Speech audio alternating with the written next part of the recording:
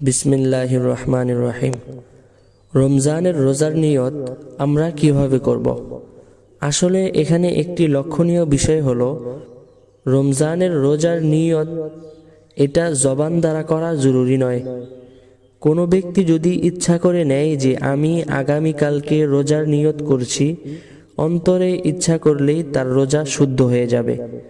তারপরেও কেউ অন্তরে ইচ্ছার সাথে সাথে জবান দিয়ে যদি বলতে চায়, তাহলে এটা তার জন্য আরো উত্তম হবে।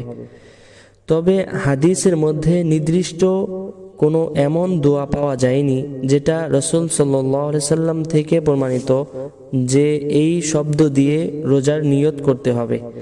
আমরা যেভাবে পারি আমরা অন্তরে ইচ্ছার সাথে সাথে জবান দ্বারাও আমরা উচ্চারণ করতে পারি।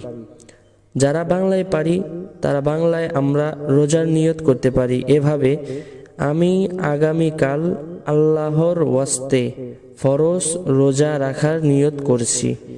যারা আমরা আরবিতে বলতে চাই তারা আরবিতেও বলতে পারি, নাওয়াইতু আন আসুম্মা গদাম লিল্লাহি তাআলা মিন ফরদি রমাদান, অথবা অন্য কোনো শব্দ দ্বারা আমরা বলতে পারি।